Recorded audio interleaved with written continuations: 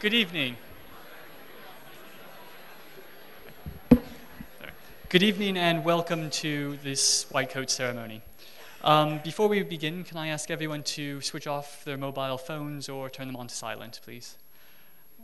I would first like to recognize the presence of several distinguished guests. We have Permanent Secretary, Ministry of Education and Human Resource Development, Ms.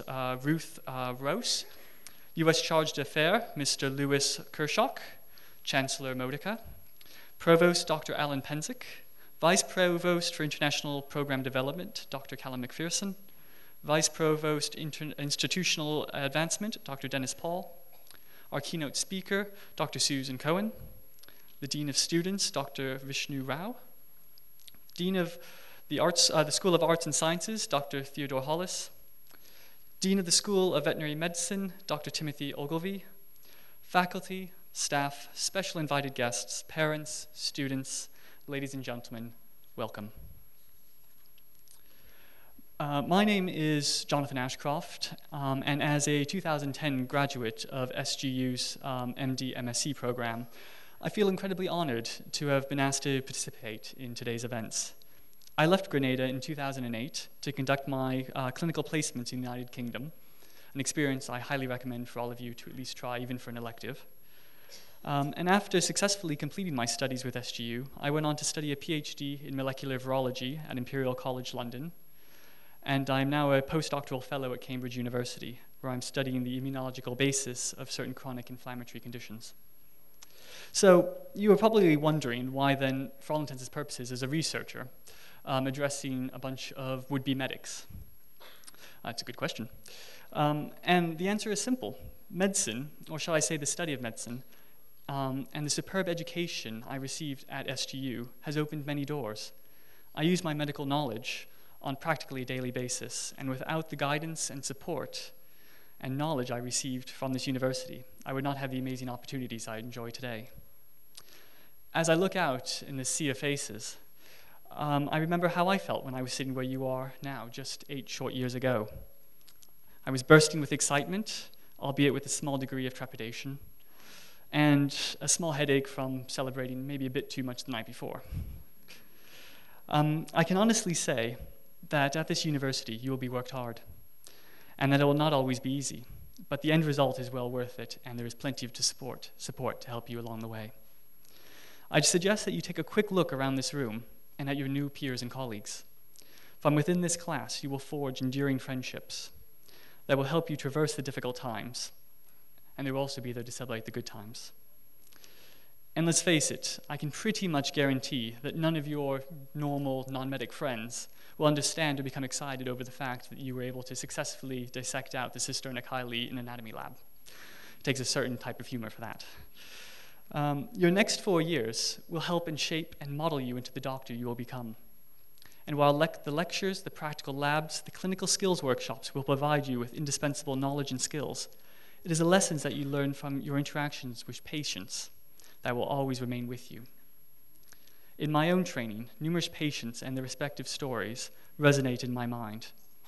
One in particular was a story involving a 22-year-old female who was involved in a road traffic accident and reported to the accident and emergency department with quite severe internal bleeding. I was assigned to her case and was fortunate to be able to follow her through her entire hospital stay. Exploratory surgery revealed a small lesion on her stomach, which was excised just as a routine precaution. Later histopathology revealed the lesion to be cancerous, a type that, if undetected, carried a very high mortality rate and is considered very rare in her age group. So although I struggle to call her accident fortuitous, it may have indirectly saved her life, as such a condition would have unlikely have been picked up otherwise. And it was the key eye of the surgeon, the attending at the time, that made the difference. So as Louis Pasteur famously said, chance favors the prepared mind, and the education you receive at this university helps prepare your mind. I strongly suggest that you take full advantage of the wonderful opportunities that a medical education at SGU provides. Challenge yourself, learn from each other, and enjoy the journey, for the best is yet to come. And with that, I would like to introduce Chancellor Dr. Charles Modica. He's the Chancellor and Chairman of the Board of Trustees of St. George's University.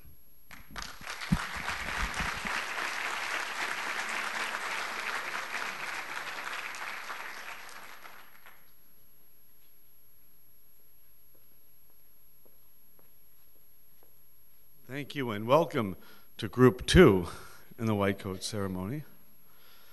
And welcome to Grenada, the Isle of Spice, and many other things nice, like a medical education. You know, I am the founding chancellor of the university, so that's like 38 years ago. I know I don't look nearly that age. Bedside manner is important, you know. And as such, I can tell you that the opportunities you have going forward are just marvelous. They're great. When I was here 38 years ago with the charter class, I was literally 2 years above the average age of the class, wishing I had some gray hair or something to make me look a little older. Don't wish for too much in life, you know. And they struggled. They questioned everything. They had good advice, good instincts. We started with 200, 99 graduated. They were the charter class. We were written up in People magazine at that time. It was a great adventure. We had an intervention and a revolution along the way. We were at the White House for ceremonies, and all sorts of things happened. And in 10 years ago, almost, I think it's September 7th, so we're moving right into that date now, about a week away. That's the anniversary of a hurricane that hit Grenada. And right after that, we had to relocate in the States. The buildings were all intact, but we had a lot of roof tiles all over the place, about $14 million, I believe, worth of roof tiles that broke our own windows, you know, kind of kicking yourself, you know what I mean? But we left, and because we could have stayed. The students wanted out. We had a bunch of frenzied telephone calls from the student government and myself, and we essentially recognized the fact that the campus was the only safe spot in Grenada in order to conduct the events that we needed to do to get Grenada back on track with electricity and water and the infrastructure, because they had to bring in relief workers to do it all.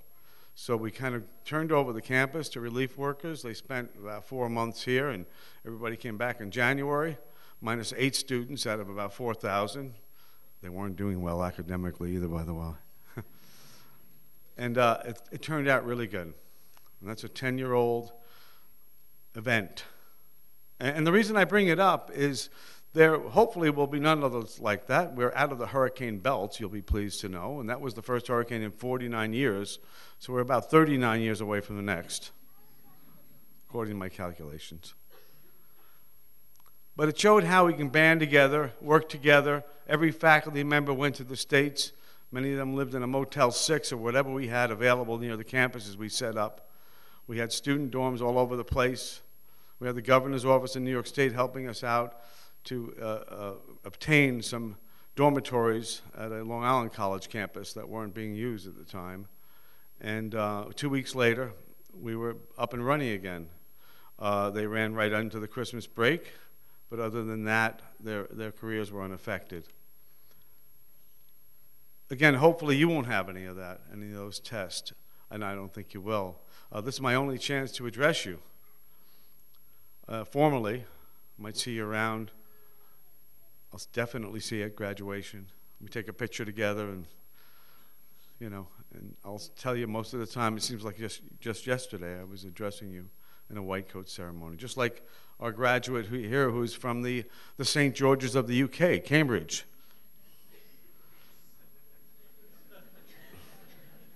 You got to work with me here, guys.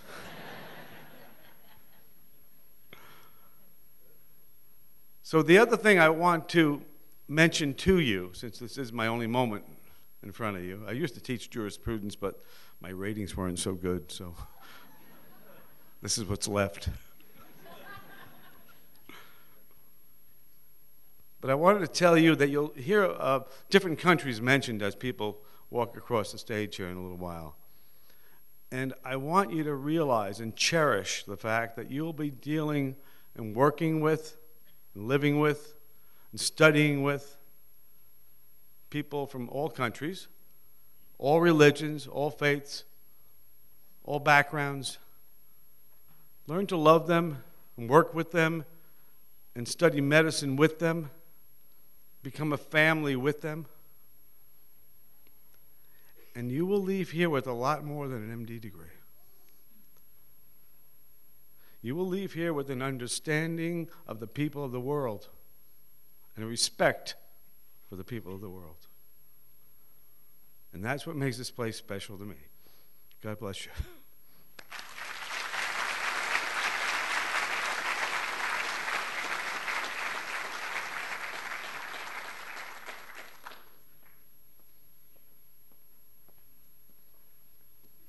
Thank you, Chancellor Modica. We would like to recognize the Gold Humanism Honor Society, their recent inductees. The Arnold P. Gold Foundation created the White Coat Ceremony in 1993 to promote humanism in medicine. St. George's University School of Medicine initiated its own White Coat Ceremony in 1996, long before many other U.S. medical schools. In 2003, the Gold Foundation founded the Gold Humanism Honor Society, which is an international society dedicated to the promotion of humanism, professionalism, and ethics in medical practice and education. SGU annually inducts new members into its chapter of the Gold Humanism Honor Society. SGU's chapter of the society envisioned and established the Humanitarian Student Organization in 2009, through which preclinical students can engage in service activities for their communities with support from the Gold Foundation. The 2004 members have their names listed in the back of your program. These inductees are presently doing their fourth-year rotations, and we honor their embodiment of the Gold Humanism Honor Society ideals and their efforts to provide humane, caring, and professional patient care. It is now my great pleasure to introduce our keynote speaker, Dr. Susan Cohen. Dr. Cohen is an assistant professor of medicine at NYU School of Medicine and is the director of the Bellevue Palliative Care Program. She graduated with a BS from Tufts University before studying medicine at Mount Sinai School of Medicine. She completed her residency in internal medicine, subsequently practicing as both a primary care provider and a palliative care consultant at the James J. Peters VA Medical Center in the Bronx. In 2008, she joined the faculty at NYU, continuing her progressive work in the field of hospice and palliative care. Dr. Cohen serves on numerous committees, including the HHC Palliative Care Council, the Bellevue Ethics Committee, and she started the NYU Palliative Care Consortium, which henceforth has turned into a large collaboration across NYU campuses. Her areas of interest include the development of palliative care programs and highlighting educational issues pertinent to palliative care. And these range from both the ethical implications to those of communication, all of which she's been a driving force for positive change. So please join me in welcoming Dr. Susan Cohen.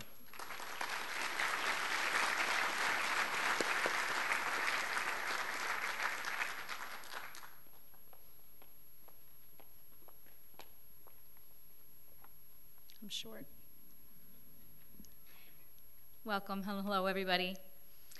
Before I begin my remarks to the students, I want to take a moment to thank Chancellor Modica and Lisa Modica and also Cheryl Cox-McPherson for the privilege and honor to be addressing you today, and also just to thank Chancellor and Lisa Modica for their hospitality this week. It's been really lovely. And I stand on ceremony in thanking all who've gone in to contributed to making today's ceremony a meaningful one to the students, including deans, faculty, staff, family, and friends. Now, I start with a small confession of a little secret. This is my first white coat ceremony, but actually it's my second because I just did it an hour ago. See, this ritual is relatively new, or I am relatively old. It depends how you want to think about it. But I am as excited as you are to be here at my first or second white coat ceremony. And when I was asked to participate, I wasn't sure why I was asked, but I tried to think of what I could offer. I'm not particularly funny or particularly engaged in international world groundbreaking research, but I think and I hope that my experience in clinical and academic medicine will make my comments meaningful and useful to you in marking this really unique moment in your career journey. So, in preparing for my first and second white coat ceremony, I did some research, and I learned that depending on who you ask, the first white coat ceremony or similar ceremony was either in 1989, 1990, or 1993. And as Dr. Ashcroft mentioned, the first one here at St. George's was in 1996. My research also revealed that there is some discourse about positive and negative ideas about the white coat ceremony. A little bit more on that later, but suffice it to say that I've considered all of the arguments, including the negative ones, and I feel really strongly that the benefits far outweigh any concerns. So this is a white coat ceremony. First we'll talk about the ceremony part, and then we'll talk about the white coat part. Ceremony, a ritual observance, procedures performed at grand and formal occasions, or a formal, religious, or public occasion typically celebrating a particular event, a celebratory ritual. I think it fits. And, you know, ritual keeps coming up. So why do we need rituals? Rituals are a way to recognize an important occasion or transition. And I think we would all agree that you're about to embark on an important transition. Rituals make meaning, and they mark time. They mark important events. Sometimes rituals ground us and give us structure in important times when we're at a loss on how to mark an event. Rituals seem to be human instinct. They go way back. We humans have rituals for everything: birth, death, and almost every milestone between. So I digress for a minute for a brief personal reflection and a big shout out to some of the many compassionate students and supportive community at St. George's. You see, the week before coming here, traveling here, there was a death in our family. And at such times, rituals become very, very important and grounding. And in order for my family to continue some important rituals around bereavement and mourning, we needed a religious community of 10 adults, 10 Jewish adults. A few emails and Facebook posts later, the Jewish Student Association at St. George's had it done. We've been able to carry out these rituals far from home, and we're really grateful that these are the kind of students at St. George's. So go St. George's students, nice work. As this example points out, rituals kind of flourish in communities, right? Religious communities, social communities, and today, professional communities. And so here we are marking an important time within your new professional community with a white coat. So let's get back to that white coat. It's a powerful symbol of the profession and the integrity, trust, responsibilities, service that go with the profession. It's a symbol of your education and your knowledge, and soon to come, experience. Now, while some have argued that it can be a barrier between you and your patient, or that the white coat ceremony shouldn't be performed this early in your careers because you're not knowledgeable enough yet to take an oath, I disagree, and I think that the benefits and the importance of beginning your professional careers with this emphasis on these critical values with the coat, with all the things the coat represents, I think it's appropriate. The white coat is a physical barrier, originally a barrier to contagion. Soon, you may find your white coat splattered with betadine or body fluids, or tears of joy and relief as you tell a young mother that her child came through a really risky surgery successfully, or tears of grief and sorrow as you inform a family member that a loved one died despite all efforts to restore health, or tears of appreciation as you inform a family that their loved one died but did so peacefully and comfortably with dignity due to the work your team did to comfort when cure was not a medical possibility. So you have this white coat, and how are you going to wear your white coat? How are you going to wear it? And why will you wear it? Will you button it up, close it up? If you do, be sure that if it covers your heart, that it doesn't close your heart to the experience of your patients. You don't want the coat to separate you from your patient. And why will you wear it? For me, it's very practical. I rarely wear clothing with pockets, or pockets big enough for what I need. And the work of a physician is often easier or more efficient when you have everything you need right in your pocket, especially the tools that you use frequently.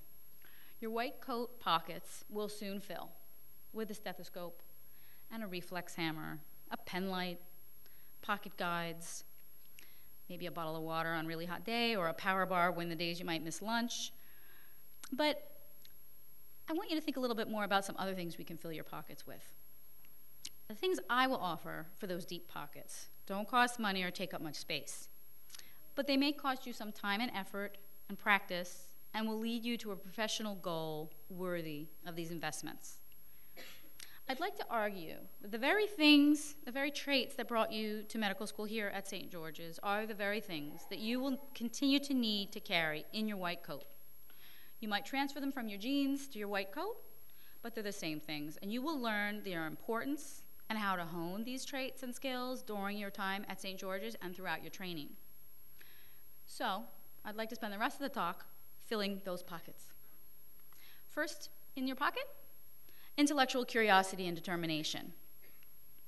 Each one of you, at some point, was curious about how the body worked, how illness worked, about how illness affected a family, about how a stethoscope worked, or about how a patient could be presenting with a tumor so big, but they're presenting for the first time when you know that that tumor's been there for months or years. You've wondered about these things. You've wondered how medicines work to cure cancer or cure an infection or treat pain. How and why, and does the story make sense? And each one of you is determined to be here.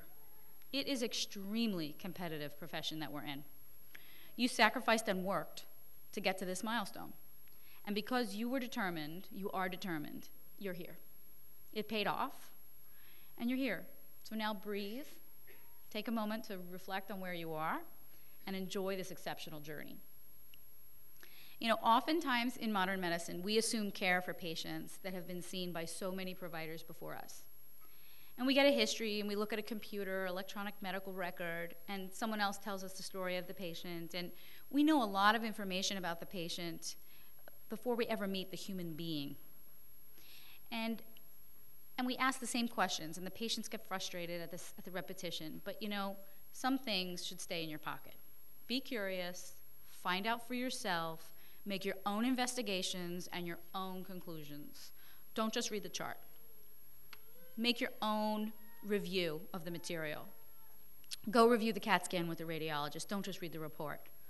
Don't just believe the diagnosis written down. Find out how that diagnosis was made, and you decide if that's enough information for you. Don't just stay with the report that the patient lacks capacity to make medical decisions. That could change day to day. Make your own assessment. Stay curious, stay determined to think for yourself and engage in this journey, and listen to your patients as you go. All right, next pocket. Let's fill another pocket with empathy. There is a lot of talk and educational research about empathy and compassion, and whether it's something that we can teach or tweak or strengthen through educational interventions. Some have suggested that empathy wanes over the years of training, but research actually hasn't been consistent in showing this to be true. Research has shown that certain personality traits, female gender, may support stronger empathy, but there's also educational interventions that can support empathy throughout training. Narrative and reflective writing can support empathy in medical students. There are studies to show it. So, I'm going to give you an ice bucket challenge today. Not for ALS. The ice bucket challenge is for you to sit down and write and reflect on your experience as a patient, as the family member of a patient, and as a medical provider. Start writing now. Just write once in your first semester. It's a good habit. Next pocket, let's carry some humility. When I look back at my many years of training and experience and practice, I realize that the more I learn, the more I realize I do not know. And I am truly humbled by colleagues, not just physician colleagues, nurse practitioner colleagues, social work colleagues, art therapy colleagues, colleagues from every discipline. I'm really humbled by how much they know and how much they add to care. I'm also truly humbled by how much a family member knows about what makes their loved one's medical condition better or worse. Really listen and hear the stories of your patients and their families, and always show humility. The next pocket, I want you to carry some mindfulness and balance. It might sound like a weird thing for a medical talk, but medical literature is now very interested in how mindfulness can make us better physicians, and research supports this also. Mindfulness is as simple as being present in the moment, appreciating what is happening. So you can take a moment of mindfulness right now to appreciate what's happening right now for you. It can take the form of meditation, prayer, just sitting quietly. It's doing something with purpose. Make that purpose for self-care and self-awareness. The act may be mundane, such as breathing or walking, doing something very simple, but it's doing so with purpose. The purpose of practicing self-care and presence and mindfulness that makes the mundane powerful, useful, healing. Now, this term self-care, not something I'd ever heard as a medical student, certainly not at a white coat ceremony, not something I'd heard of even as a resident. I learned it later in my career. My colleague, a nurse practitioner, always says it this way. He says, the heart must first pump blood to itself. And when you learn coronary anatomy soon, you'll understand what that means. But you have to take care of yourself. Balancing the rigors of medical school and being a physician and doing so with professionalism do not mean ignoring yourself or your own well-being. Find balance in your life. It will make you a better physician, and it will help you achieve the marathon. You may not need balance and mindfulness to get to the sprint, but you need it for this long and meaningful and rewarding journey that you are on. And finally, my favorite pocket. I want you to fill your pocket with human stories. Dr. Ashcroft shared one story, and I have a few to get you started as well.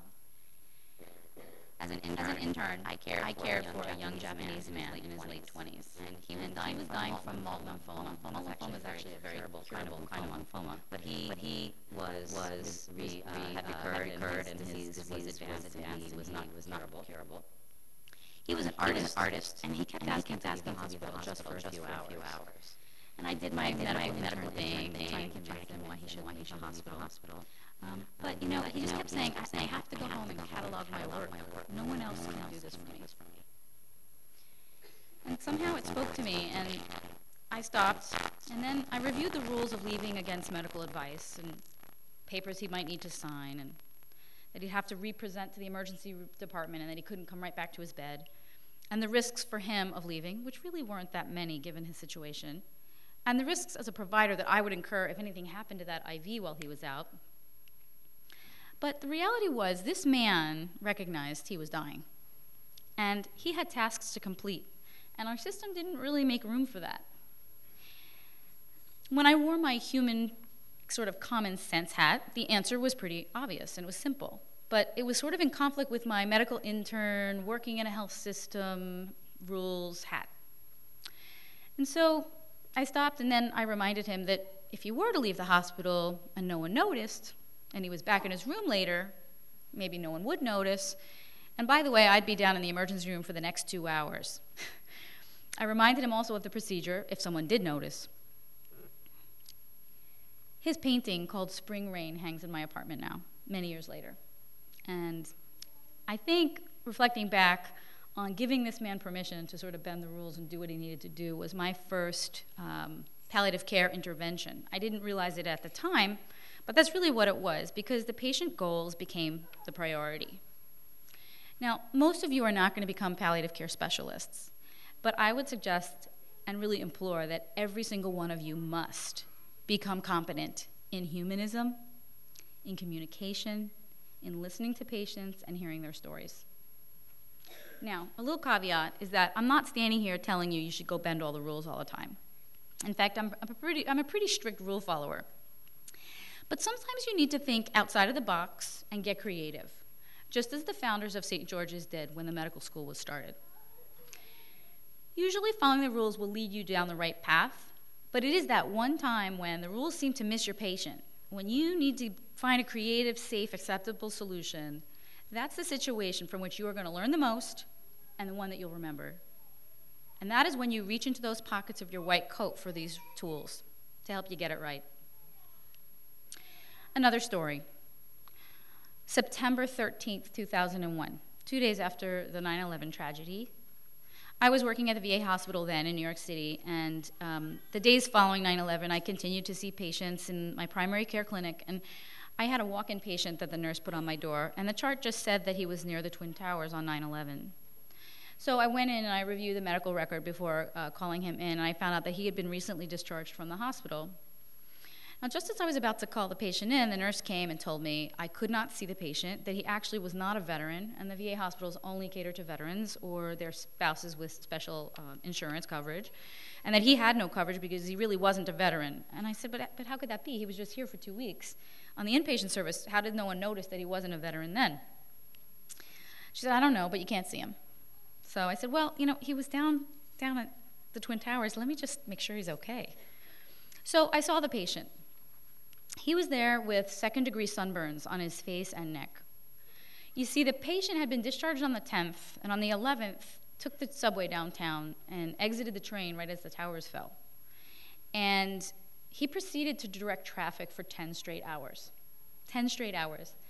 And I recall that the news kept talking about how well the traffic was running, even though there was utter chaos and no traffic lights, the traffic was running.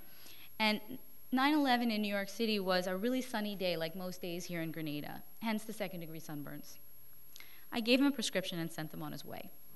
Seeing this man and treating him, this unknown hero of that tragic day, was the right thing to do. And even though the system didn't allow for it, no harm came to the system, and the patient was helped.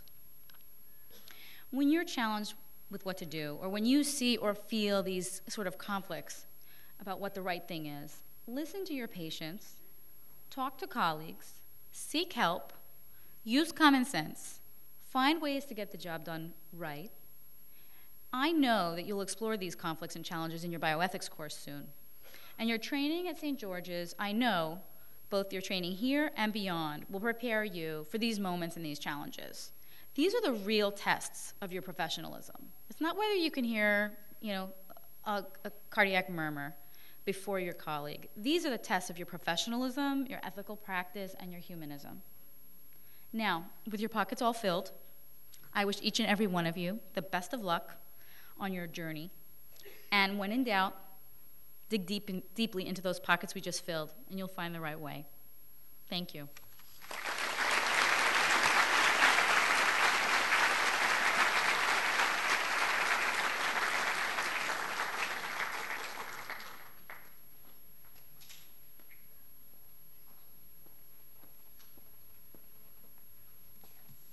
I'm slightly taller.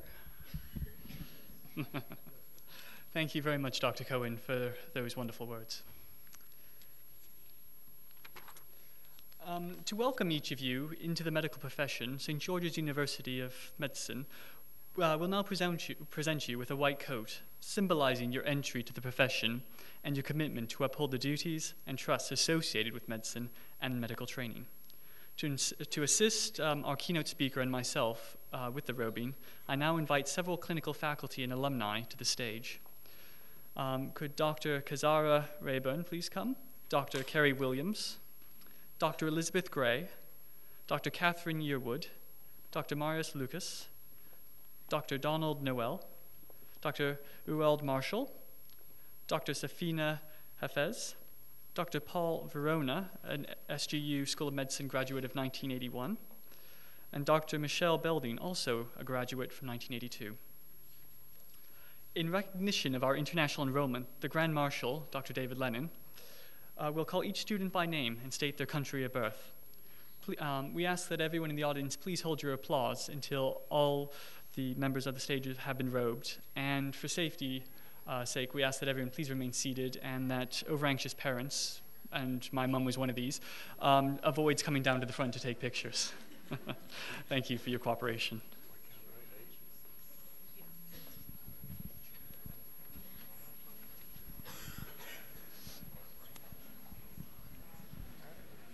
Mr. Jason Wissinger, Colorado.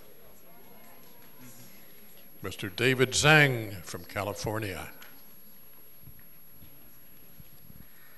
Mr. Sean Yaffe from Canada. Mr. Michael Santandrew from the USA somewhere. Ms. Leon Wachira from Kenya. Ms. Nicole Wine from New Jersey. Ms. Tayaba Waji from New York. Ms. Shokofa Nurulani from California.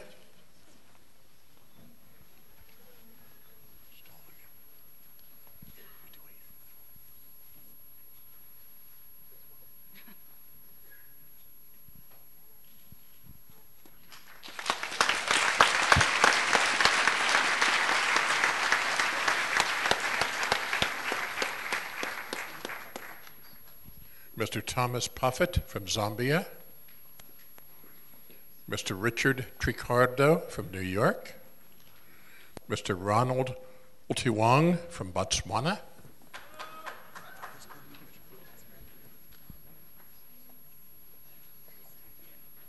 Mr. Paul Verona from New Jersey will receive his coat from his father, a member of our charter class.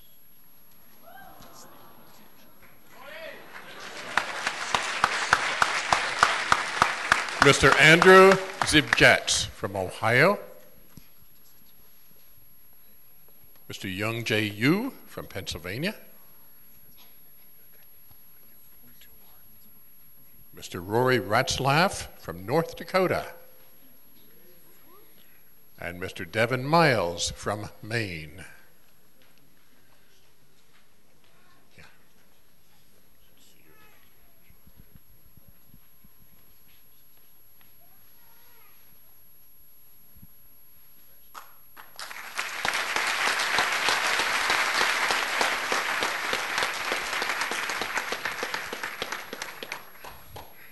Ms. Saravi Thomas from California. Ms. Amy Catherine Williams from Kansas. Mr. Cameron Parent from Louisiana. Mr. George Mathis from Florida. Mr. John Joseph Massey from New Jersey. Ms. Palak Shilat from Connecticut. Mr. Siddharth Pannami from Canada, and Mr. Andrew Macaluso from Pennsylvania.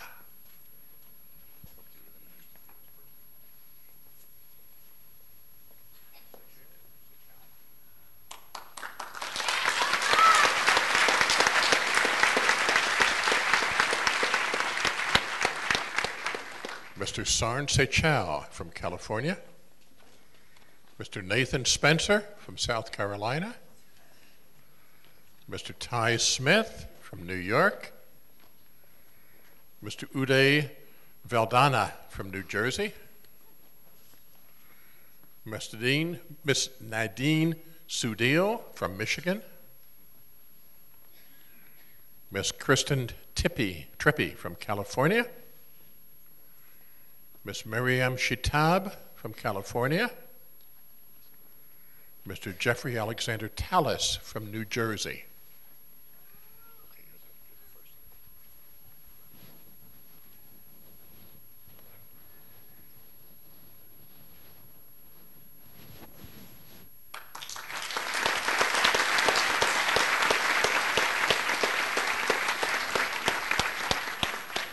Mr. Juan Pablo Saucedo from Texas.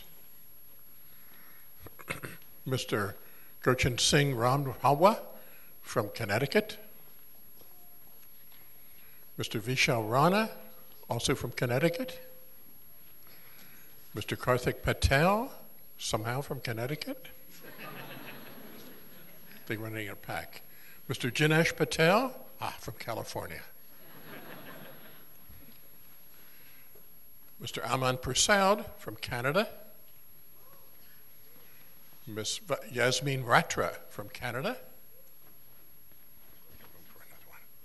Ms. Tainun Torn from California.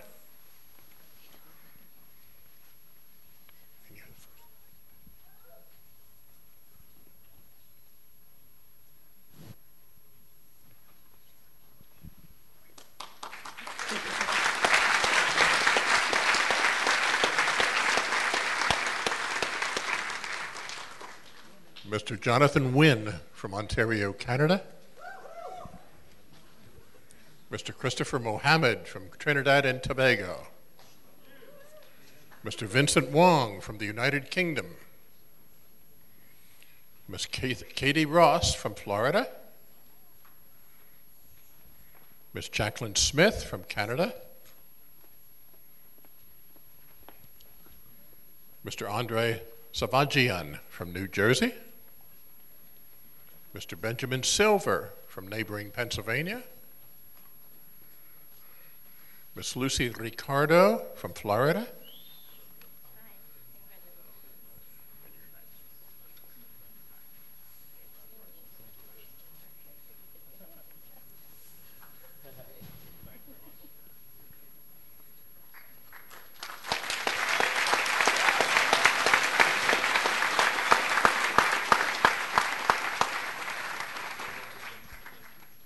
Mr. Ercan Sozan from Istanbul, Turkey. Mr. Udib Rashdan from Delaware. Ms. Shannon Sullivan from Arkansas. Ms. Michaela Murphy from Massachusetts. Ms. Hasna Mohammed Ashraf from Canada. Ms. Fenan Nagusa from Eritrea. Ms. Katyun Sayed Manani from Iran. Ms. Roxana Pourmiyazi from California. And that's it.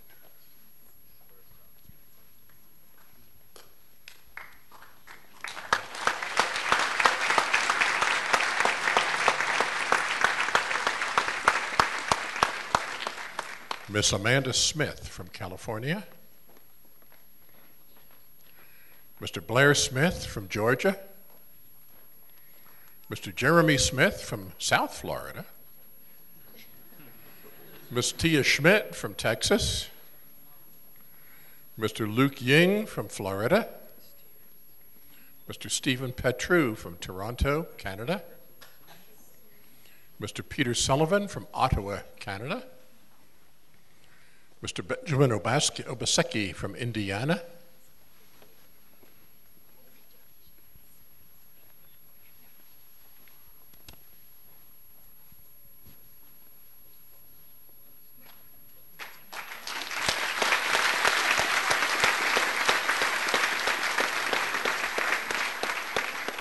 Miss Nicole Pritchard from Florida.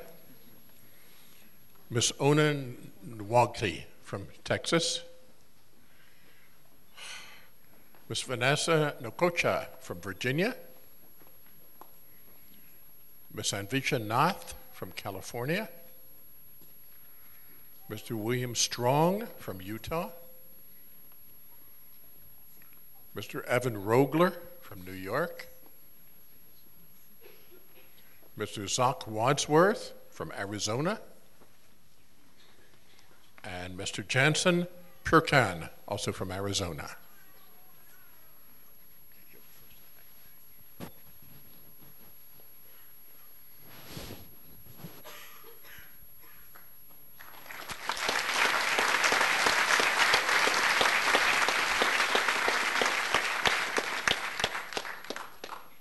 Mr. Bharat Ravishankar from California. Mr. Haran Ravindran from Nevada. Ms. Pamela Yamada from North Carolina. Mr. Daniel Wobrown from New York. Ms. Michelle Young from New York. Mr. Navi Ramrak from New York City. Ms. Kristen O'Connor from Tennessee. Ms. Sandra Salim from Texas.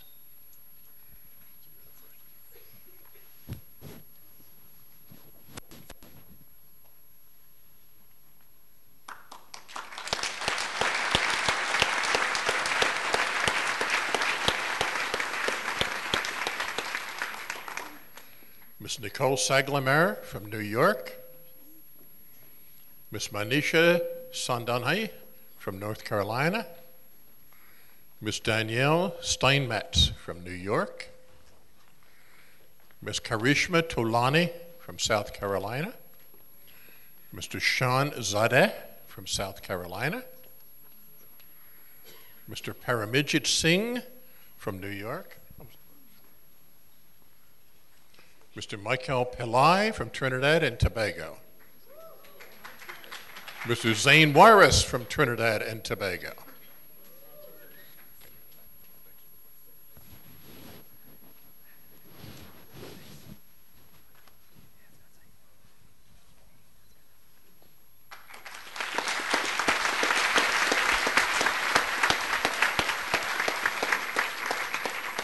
Miss Heather Treball from Connecticut.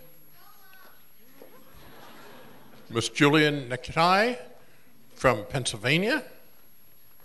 Miss Stephanie Mueller from Missouri. Miss Morgan Nichols from Iowa. Miss Rebecca Zwick from Arizona.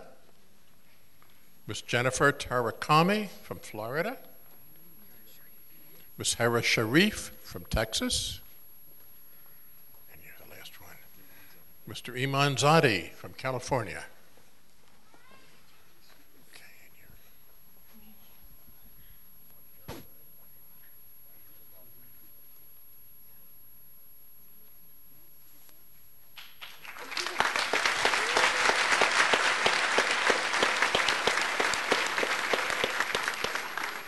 Mr. Clayton Wagner from Minnesota. Miss Christy Wagner from Minnesota. Mr. Nick Meislike from Minnesota. Mr. Dave Patel from Michigan. Mr. Mark Brian Shaver from New York. Mr. Jason Rosner from New York. Mr. Janil Patel from Florida. Miss Sarah Makita McKenzie from Dominica.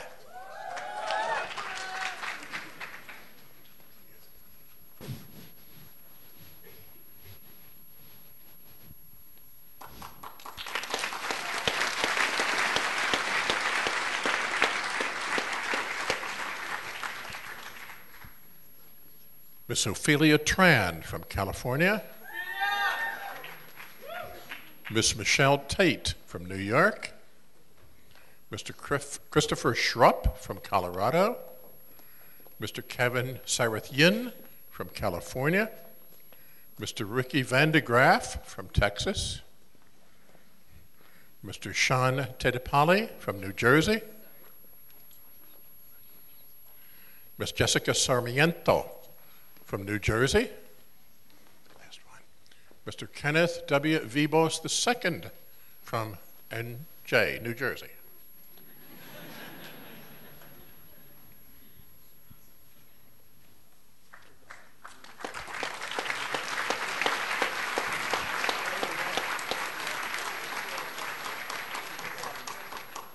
Mr. Milas Shanik from Maine. Mr. Davison Riston from West Virginia. Miss Alicia Songvera from California. Miss Eileen Rao from Delaware. Alan, you're right, Alan, sorry about that. Miss Hannah Parmar from New Jersey. Miss Catherine Neat from New York. Miss Melanie Watman Noir from New York. Mr. Patrick Mota from New Jersey.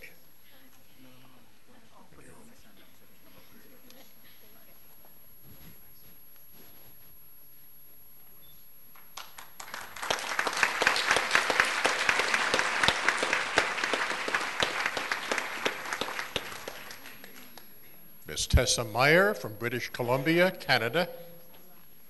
Miss Laura Puccillo from Florida. Mr. Taras Semchenko from Canada. Miss Taya Nargizian from California. Miss Manju Bashni Pami Sudhar from India. Miss Chiali Yu from New York. Miss Liana Mahmoudi from Hamburg, Germany. Miss Aminat Omawumi Ugun from Nigeria.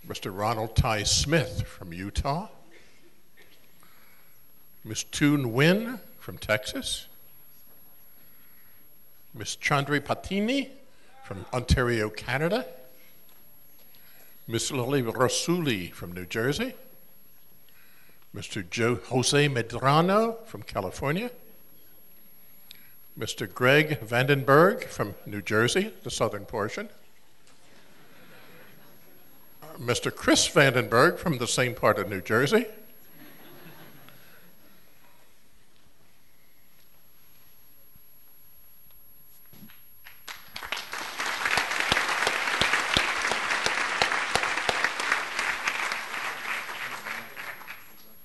Mr. Jimmy Metellus from Florida, Mr. Gil Vega from Florida, Mr. Peter Mosa from Cairo, Egypt, Mr. Park Jeng from Georgia, Ms. Mariam Sajad from New Jersey, Ms. Parsa Mateen from Texas, Ms. Nora Osman from New Jersey, Ms. Sandra Pachuco Reyes from Connecticut. That's it, yeah.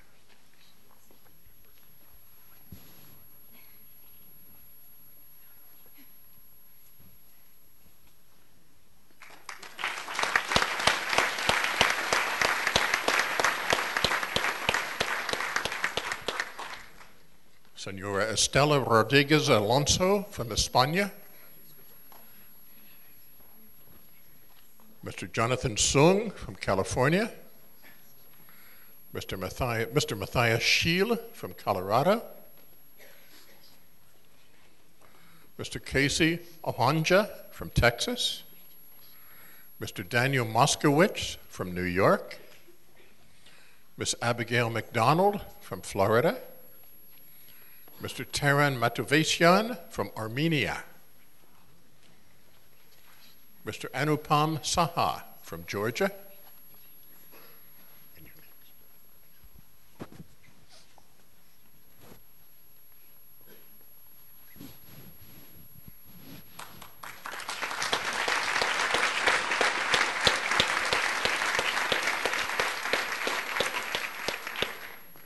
Ms. Pranali Sheth from Illinois,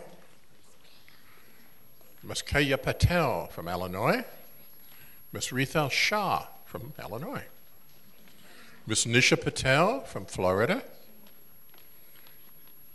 Ms. Kenaz Talib from no place, struck out. Florida, oh, thank you. Ms. Sumya Munir from New York, Mr. Kyle Tragessi from New York,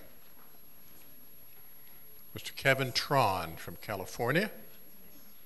I get one more. No, we're done.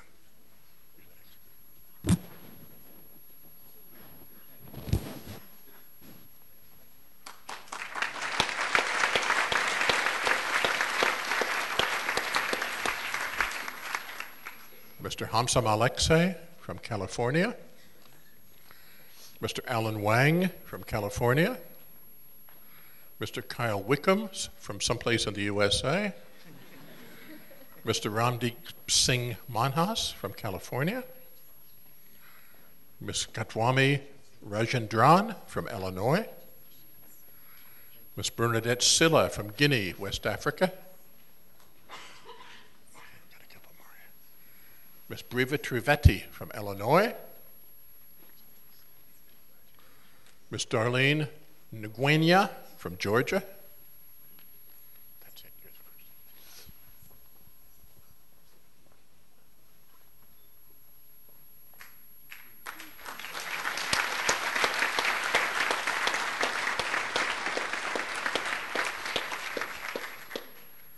Ms. Neha Sharma from Alberta, Canada.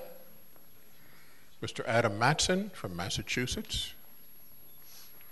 Mr. Michael Taylor from Massachusetts. Mr. Matthew O'Brien from Washington State. Ms. Lauren McFadden from Pennsylvania. Mr. Ben Stab from Virginia. Ms. Gianlithti Tessiara from Canada. Mr. Bradley Tsoma from Michigan. I think that's it. Yeah, you're the next.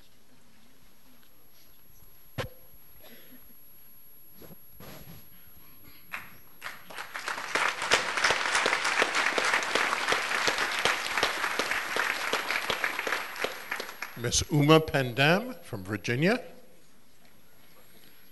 Ms. Unati Patel from the United Kingdom.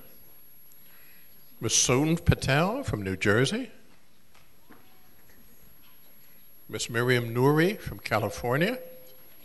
Mr. William White from Florida. Mr. Kiran Panchal from Illinois. Ms. Nisha Patel from Illinois. Mr. Harsh Patel from New Jersey.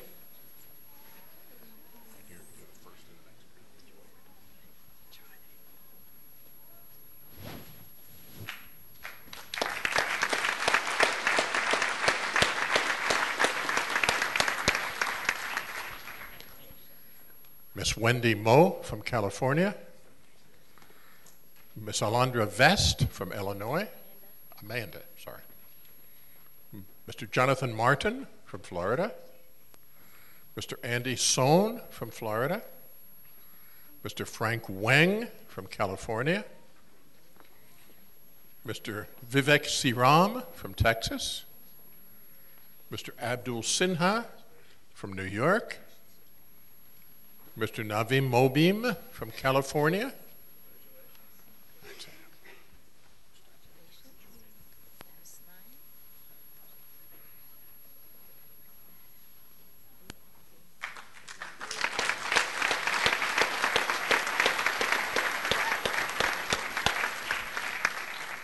Miss Jeffrina Zaman from Georgia. Miss Pauline Wynn from California. Mr. Andrew Tron from California.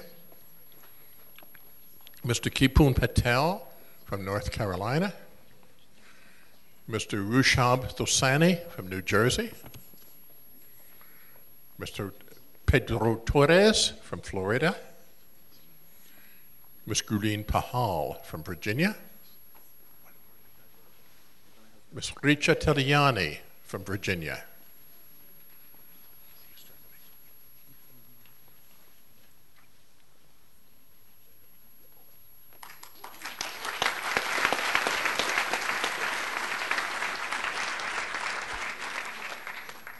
Ms. Zainab Raza from Virginia. Mr. Umrit Sran from California. Mr. Hasib Siddiq from New York. Mr. Sahab Manan from New York. Mr. Mohammed Qureshi from California. Mr. Sukhvir Sachev from Thailand. Mr. Andrew Stevens from Canada. Mr. Shant Tosinian from California.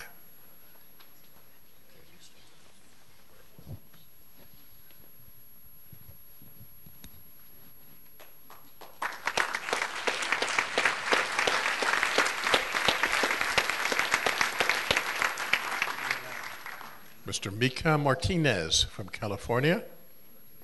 Mr. Brent Ross from California.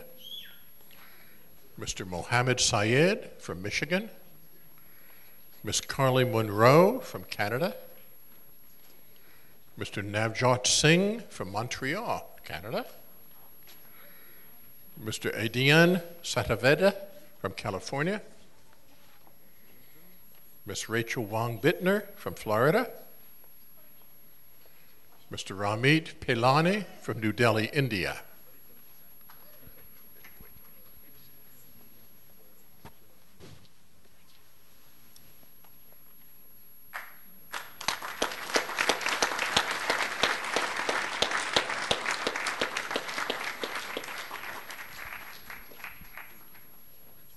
Mr. Sam Sheikh Ali from Georgia.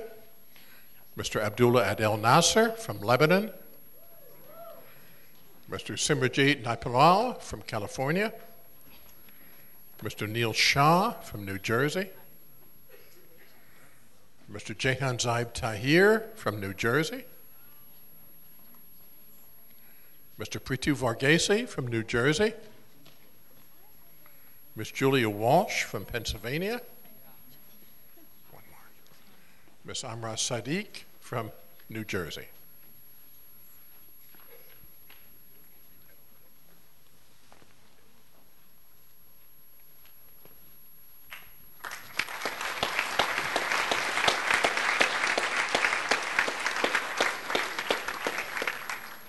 Mr. Kushal Shah from North Carolina, Miss Manoj Saini, from California, Miss Swetha Ramareddy from California,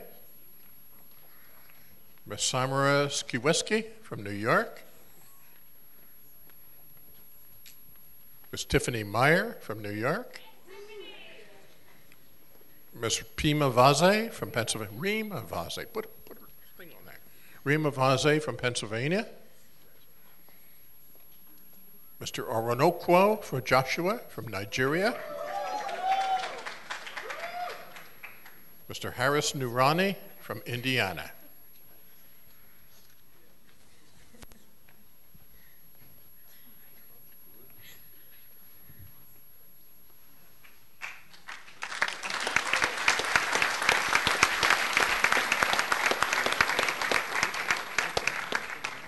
Mr. Cullen Trangsrud from Minnesota, Mr. Brian West from Oregon, Mr. Kazim Kurishi from Alberta, Canada, Mr. Sumit Mangat from Alberta, Canada, Miss Julia Yoon from New York, Miss Rachel Osmo from Nigeria, Miss Choma Alexandra Madhu from Nigeria, Miss Danielle Sanders from New Jersey. Okay, and you start the next group,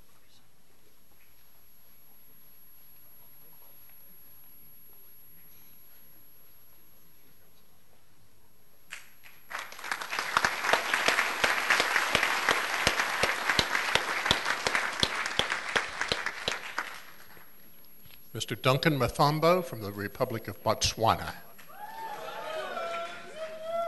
Mr. Theodore Yasko from California. Ms. Krasmira Rozenova from Bulgaria. Ms. Nerline Maturin from New York. Mr. Wessam Sarour from Cairo, Egypt. Mr. Jean-Marc Pierre from Trinidad and Tobago.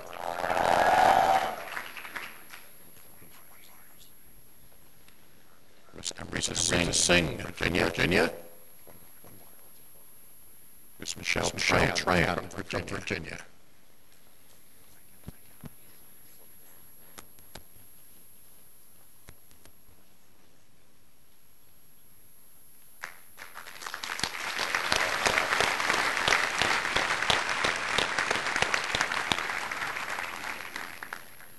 Sumeda Singh, California. Miss Alena Zayvoltovska from Brooklyn. That's New York. From Jessica Yam from California. Mr. Daniel Shen from Toronto, Canada. Mr. Justin Park from South Korea. Mr. Joseph Pike from South Korea, Mr. J.B. Williams from Arkansas, Mr. Michael Wolf from California,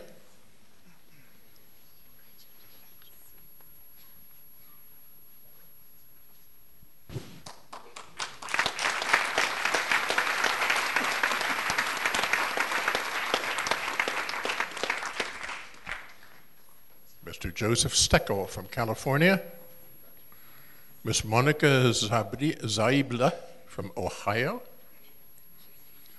Miss Kirthi Yera from Illinois, Miss Marian Mana from Texas, Mr. Michael Shallcross from Virginia, Miss Irene Sajdi from New Jersey. Miss Shavia Patak from New Delhi, India.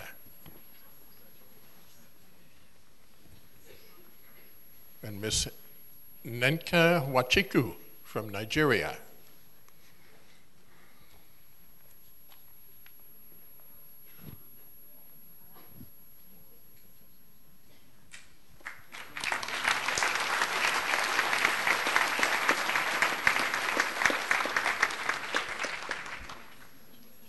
Mr. Francis Opong from Ghana.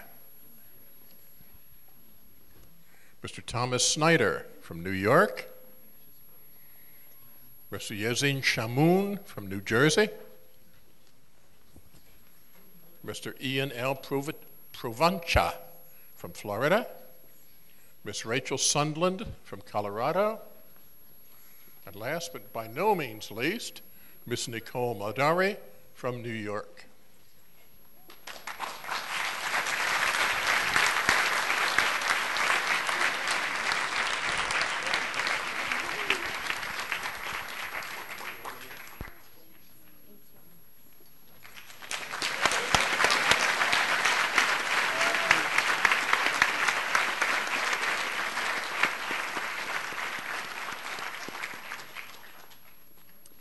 I'd like to thank everyone for their help with the robing, and Professor Lennon for reading out all those names.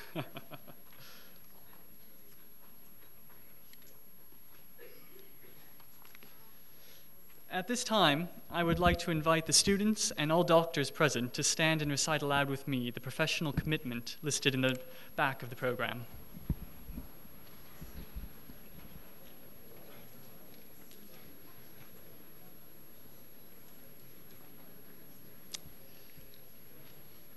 Okay, everyone ready? Not ready yet. We're good. Okay, here we go. Today is the beginning of my medical education and training as a physician. I acknowledge my responsibility to continue the pursuit of knowledge and understanding until that day when I will cease to be a practicing physician. I am entering training for a noble profession in which my interests must always be subservient to those who may seek my assistance. I must be ever conscious of the value of my fellow health professionals and treat them with respect at all times. My classmates at St. George's University are now my colleagues, and I owe to them the same support and encouragement to achieve their goals as I hope to receive from them. I will work alongside my colleagues and professors with tolerance, compassion, and honesty. I acknowledge my obligation to adhere to the University Honor Code and to conduct myself with integrity and in an ethical manner at all times henceforth. I shall do all within my power to show in myself an example of all that is honorable and good throughout my medical career. It is a privilege to have been given the opportunity to become a physician. May I be ever conscious of that privilege and never abuse it. Please be seated.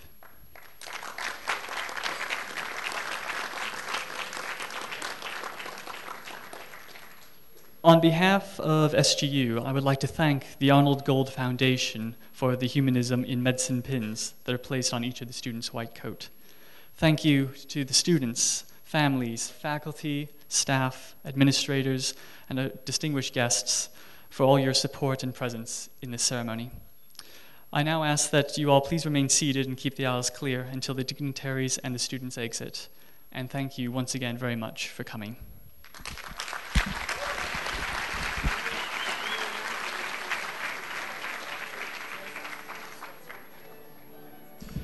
Also, there is a reception in Taylor Hall, so come along.